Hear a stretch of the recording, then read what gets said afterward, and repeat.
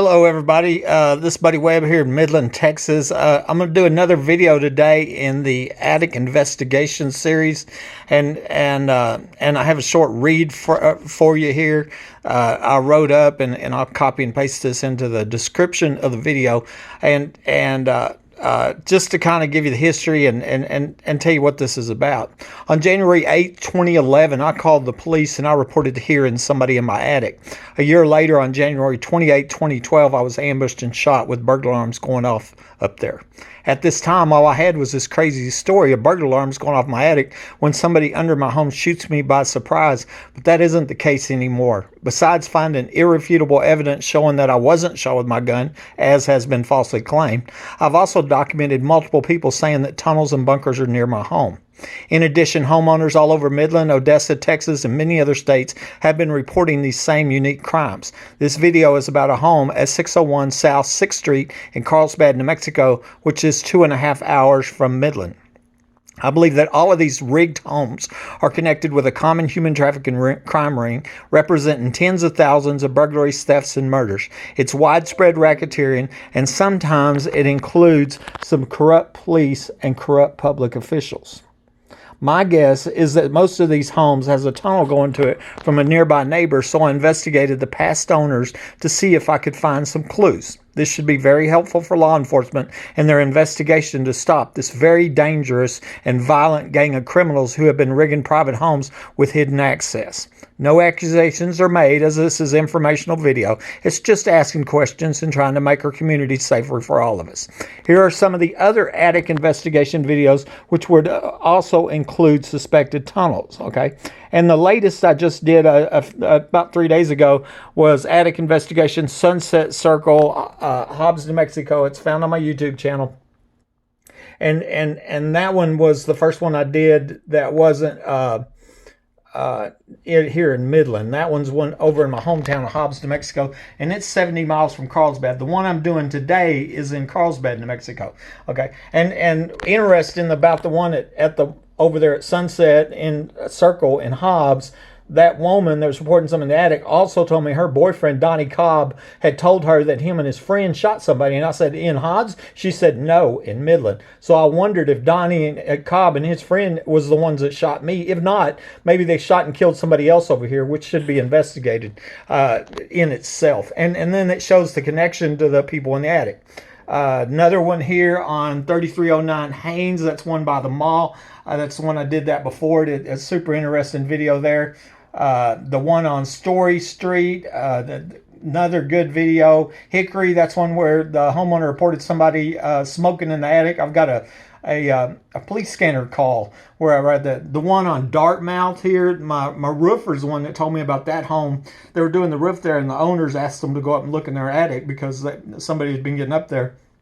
And when I was investigating the neighbors, it looked like the next door neighbor was related to Curtis Lloyd, the guy that happened to find Haley Dunn's remains 2 days after I suggested to the Department of Justice they come here and look in the underground facility. So it put another tie between the Haley Dunn murder, the famous missing murdered 13-year-old child, and these crimes here with people in the attic, tunnels, underground facilities, etc. A home on Providence. I went inside that home. There was a estate sale. I've got another video on that. People in the attic. That one is just like one police scanner call, another police scanner call, another police scanner call, this email, that email. People all over the place are reporting people in the attic. Okay. And so that you know, and that's not everybody. But it shows you it's bigger than just Midland, Odessa. The Simpson murder-suicide. Chad Simpson was. We found out in 2018 that Chad Simpson was one of the 11 secret police identified 6 years after being caught on camera, but his name wasn't on the police report. And then in 2014, he's alleged to have murdered his wife and killed himself. And so the question is that home he lived on Crenshaw, is it rigged like all these other homes, and was that a double murder? Was Chad gonna snitch on the other secret police, and because they're looking at prison time, then they killed him and his wife, and that's all what if maybe, but we're looking at it. Tunnel entrances, my home, and that's one reason I suspect all of these homes are rigged similar, where there's a tunnel coming from a neighbor's house. That makes the most sense because it's the closest path and it allows whoever's getting in the attic, they can come and go via this tunnel, enter and leave the house, and never be seen. Okay, but you can sure hear them, and of course most people ain't up in their attic, right? And they modify a wall, they go under the house, modify a wall, and they have a crawl space up in the attic. Of course, when you're not home, they have your whole house, so they can do anything they want, and take pictures of your naked kids and everything else they want to do. Let's see. He thought people were breaking his Hobbs home, and that's based that's looking at the home I used to live in Hobbs, New Mexico, my hometown, before I moved to Midland. And I didn't suspect that anybody was getting in the attic of that home until I come over here and I find all this. And then I'm looking back and I'm thinking, in 2002, my daughter noticed a light on in the attic of that Hobbs home, and it happened to be built by my first in-laws who lived next door, and I'm thinking there's a tunnel, maybe coming from that next door house, and maybe them first in-laws are the people who rigged that home in Hobbs that I lived in. So anyway, that gets us started. Here is a news article right here on the left that is from the Carlsbad Current Argus, which is the newspaper in Carlsbad, New Mexico. And it says, a woman burned down house because of attic noises, okay? Valerie Hernandez burned down South 6th Street home on May 18, 2012. Well, remember, I'm shot in January 28, 2012. This happened right after I'm shot in Midland with burglar alarms going off in the attic, that's what I've said all along, the burglar alarms on the attic. Here's the URL where that news story is, and I want to point out that you can't find this if you Google that, because they deleted it. They didn't delete all of their 2012 news stories. They deleted this one specifically, and I think that's a clue. I saw the same thing in Midland I was investigating, actually, News West 9. I was investigating a guy named Eric Perez and seeing if he was connected to the crimes here, and I was looking for some news stories that were reported by News West 9 that I knew had been deleted. I had proof because I had print screens, just like this. I have print screens, and the only reason I have this is because I backed it up way back, 6 years ago, 7 years ago, in 2012, 8 years ago, I guess. And then that's where I've got the picture of the house and the article. But, somebody over there at Carlsbad goes, why did you, should be asked by law enforcement, why did you choose to delete this story and not all the rest of them? Is it because this is a rigged home with underground access and this was actually part of this widespread racketeering? Somebody should ask that question. And also ask News West 9, why did they selectively delete news stories that they knew I was investigating, because I thought it was involved in capital murders, And so anyways, I'm going to read this to you. It was posted October 17th, 2012. Carlsbad woman arrested Friday, 6-month investigation. Name was Valerie Hernandez. Burned her home down. Okay. And she moved in the home in March of, it says, which would be 2011, I guess. And she never liked living there. I guess that would be 2012. And she never liked living there because she believed somebody was living in the attic, though a police investigation early in the year revealed no such thing. Hernandez says she felt like someone was constantly watching her and had bugged her house to listen to all her conversation. She repeatedly asked Sergeant Blaine Rennie if the person in the attic had died in the fire. And that's going to, here in a minute, I'm going to show you this communication I had with a friend of mine from Hobbs that mentioned that there was somebody that died in that fire. And I'm going to read that to you in a minute. And so we've wondered if the police, or I've wondered if the police over there in Carlsbad were involved in knowing that was a rigged home, and they covered that up, And because I also reported multiple times people breaking my home before I was ambushed and shot, Okay, and so it says here that she had multiple stories of how the house got on fire, which is true. I think she tried to lie her way out of it, and then finally, they found evidence and go, no, you're the one that started this fire, and she, finally admitted to it, to the arson, I think myself that's a factor that they were terrorizing this woman, and rightfully so, because we know they're killers based on what happened at my house. She had a right to be terrorized by the people that were breaking it out. All these people are, all these rigged homes, because we know they're killers. They cut my phone lines and shot me, and so she was scared to death, and the police wasn't helping her, and then she takes the extreme measure to set that house on fire. But anyway, there's the news story there, and here I'm gonna back up and do the history here, and I've shown this in several videos, and it's just for people that haven't seen any of the videos. This is just a short list of different addresses that I've identified in Midland, Odessa, and I live here in Midland, Odessa, and I got a police scanner, and of course now Odessa, because I've recorded their calls and and documented all these people in the attic. Well, Odessa now doesn't let anybody listen to police scanner calls. I got a feeling they're still having calls, but nobody can hear them, and but here in Midland, and Odessa, we're only 20 miles apart, so they're kind of considered together. I have all these addresses. These are people that contacted me, or their police scanner calls of other people reporting people in the attic. When I was shot in 2012, I didn't have all this, And the modus operandi for the people in this murder, burglary, theft, crime ring is to call the crime victim crazy. And that's what they did, Oh, he thinks people in the attic, he's crazy, Here I was a 28-year company man, and homeowner, granddad, raised kids, everything. And, and when I say somebody's in the attic, I'm serious. I mean, because I was serious. That's exactly what's going on. And they've destroyed my life with these lies. You can't even imagine. These are the nurse's notes at just a few minutes after I'd been ambushed and shot, and she's writing down, my neighbors are breaking into my house.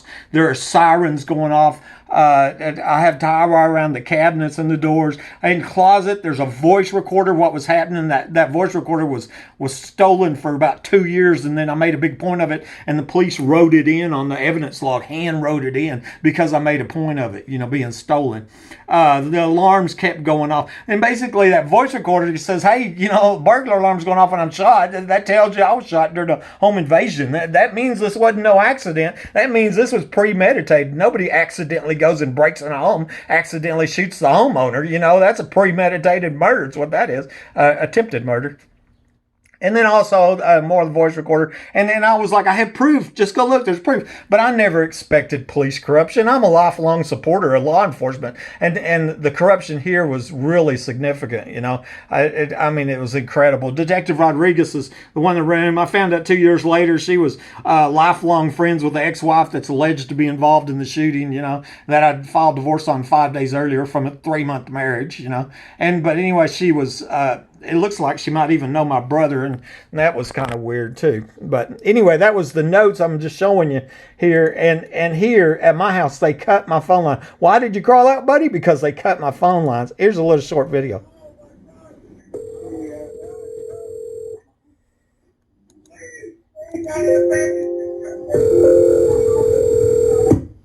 Here's the 911.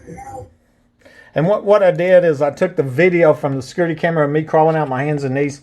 You seen them lights go off in the car? That was interesting because that's never been answered. How come them lights went off on the car? But either way, I'm crawling out, and I superimposed the 911 call on top of it when I was at the 7-Eleven, and where I was screaming for help, And but that's just to show you how dangerous this is. So when Valerie set her home on fire in Carlsbad because she was afraid and the police wasn't helping her, that's why right there, because these are killers.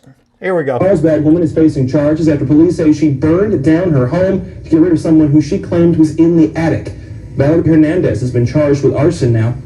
The Carlsbad Current-Arch is reporting Hernandez burned down her home in May. Hernandez has reportedly gone to police before the fire broke out, saying she thought someone was living in the attic and watching her. Hernandez reportedly said that the person in the attic had bugged her home to listen to her conversations, even though officers found no sign of anyone up there. Police also say that Hernandez gave them misleading stories about why that home caught fire.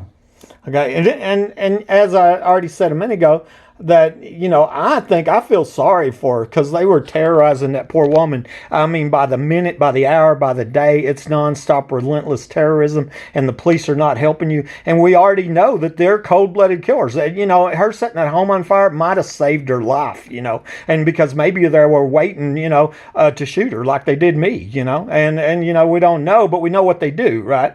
Here's just an overview map. I go to Google Maps and go, how far is Carlsbad from Midland? And so I'm here in Midland, Texas, right here by Odessa, okay? And you can see you go up north, and we're a little bit further south. Here's the state line. Okay, so New Mexico's over here, Texas over here. It's all one big oil field, though. This is a Permian Basin oil field. And so here's about 2.5 hour drive over to Carlsbad. Here's my hometown in Hobbs. Okay, so when I transferred from Hobbs to Midland, you see it's only about an hour and a half away, for me. And then it's 70 miles from Hobbs to Carlsbad. And of course, we always played, basketball against them and all that. They're rival towns or whatever. My daughters were actually born in Carlsbad. And so you see it. And I'm going to show you here in a minute that a lot of people, one thing that's made Carlsbad famous is I hate when it does that. It's the Carlsbad Caverns, and that's a national park.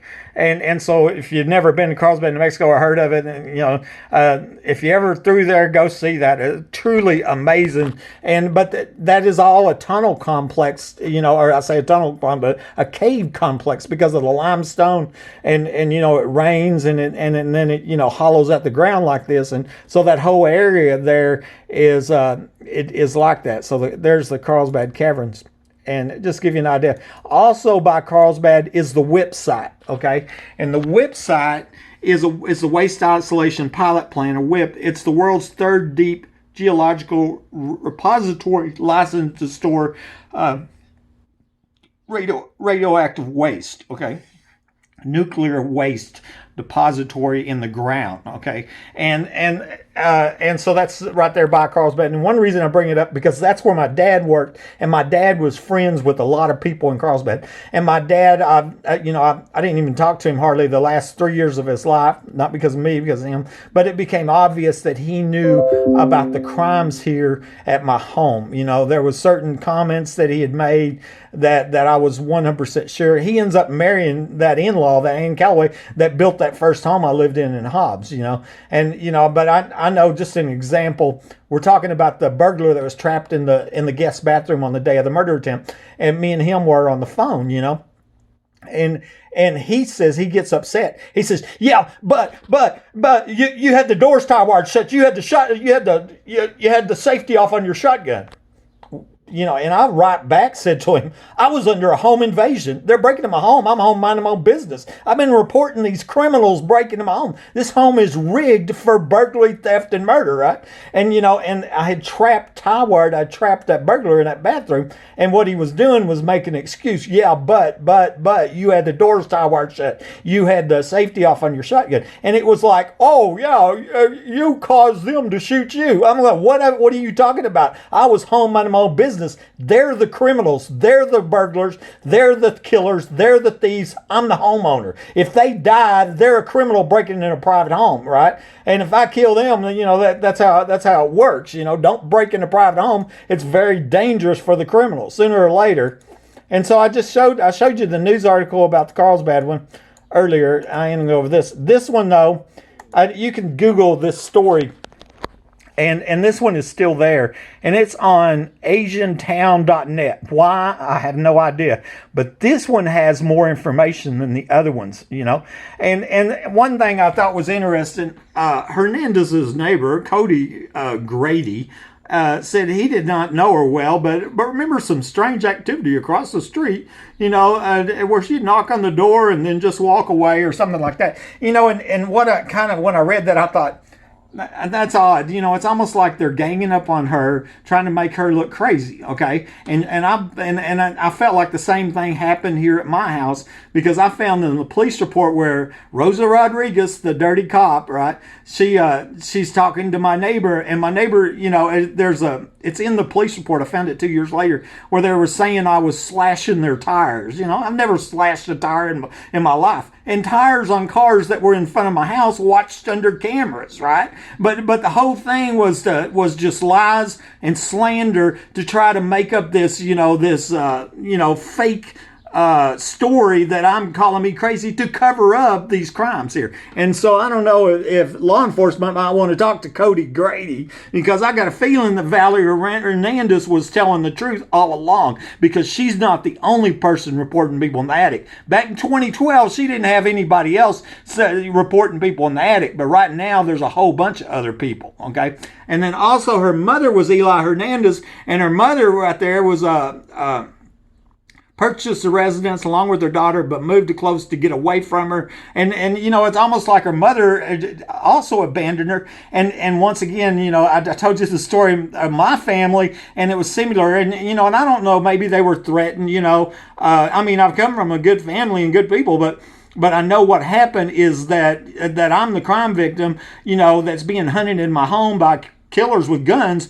and my family turned their back on me, and that's what it looks like happened here. It's almost cookie cutter, except I didn't burn my house down, you know. And of course, once again, because she was scared of the person living in the attic. And you know, and I can't even explain to you the terror that I understand the terror she's feeling. If anybody's had their home broken into, they know the feeling of violation, and that's if you've never been there. But imagine being there and somebody breaks in your home. That's even scarier. And then add on, they have a gun and they shoot you, okay? And then do it every single day over and over and over and over. That's what's going on here. The amount of terror that's going on is just off the charts, okay?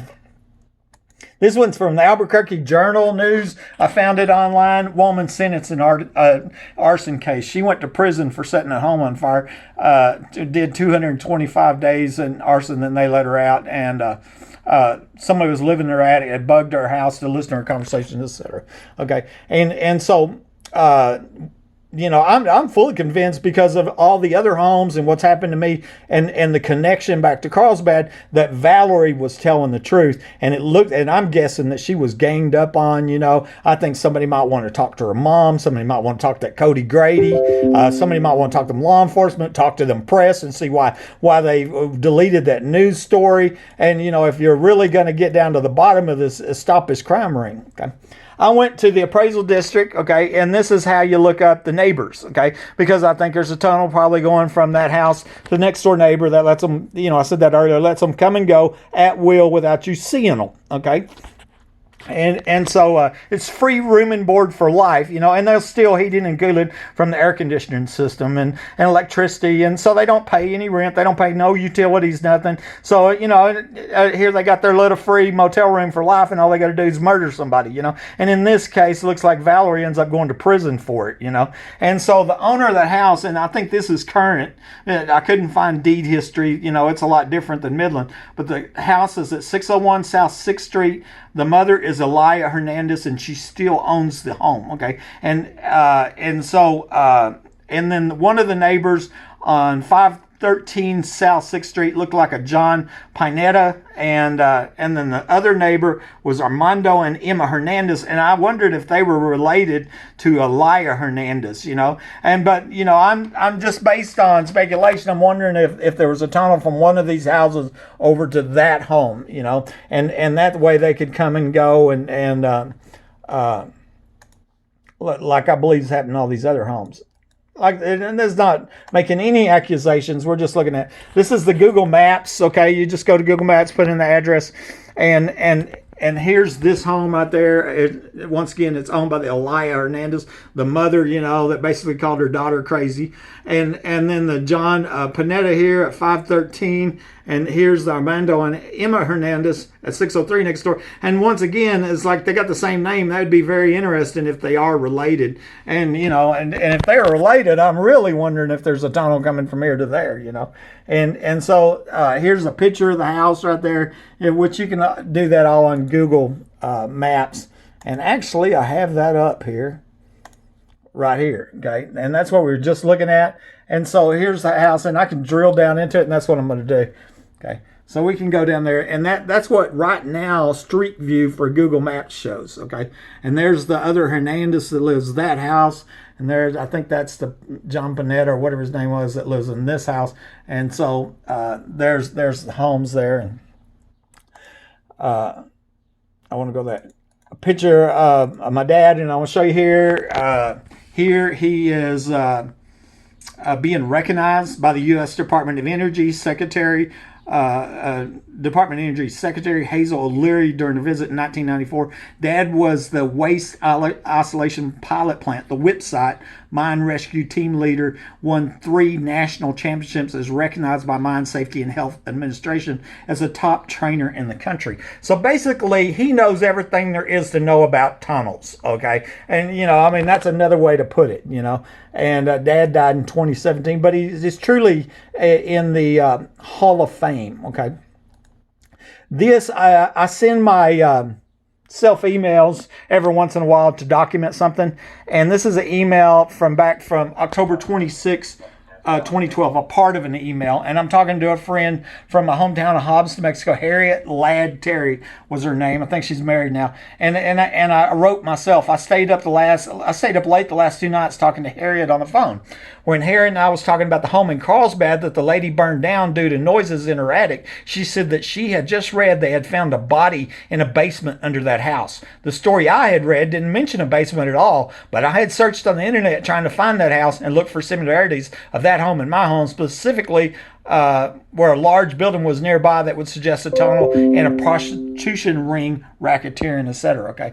After she said this, I went back to the internet looking for the story she was telling me, but I didn't find any mention of a basement on lots of different websites, including the Carlsbad Argus newspaper. This is very strange. Okay. And so I documented when it was fresh in my memory because Harriet said there was a basement there at the house. And the other thing, if I remember correctly, she says, I heard they did find a body, okay, and it was covered up. Because remember that it was in the press and the news where she kept asking the EMS, did you find a body? Did you find a body? Did you find a body? And Harriet, I remember her telling me, I heard they did find a body. And so I'm not at all surprised that there would be cover up from Carlsbad fire, police, etc. Okay. And one more story here about Carlsbad to wrap this up, and this is interesting. In 2017, okay, here's the email date, February 22nd, 2017. This is an email from Jeffrey Strain. He's a Texas Ranger, okay? And basically he's writing me, Mr. Webb, technically I'm not in the Public Integrity Unit, which is based out of Austin. You contacted them and they assigned me to look in your allegations and forward me the emails you have sent them, okay? So here's what the deal is that I was at the time I was sending evidence to the Texas Attorney General Paxton, and his office advised me to contact the Texas Rangers Public Integrity Unit because this is a public integrity problem. We have a police corruption. It took 6 years to get 11 secret police identified, and then 6 of them are not even on the police report, right? And so it is definitely a public integrity, but they pulled a quick one. They assigned a local Texas Ranger to the case, Jeffrey Strain, and I was concerned that he would be friends with these secret police in the area, and there'd be bias, and that might be what had happened.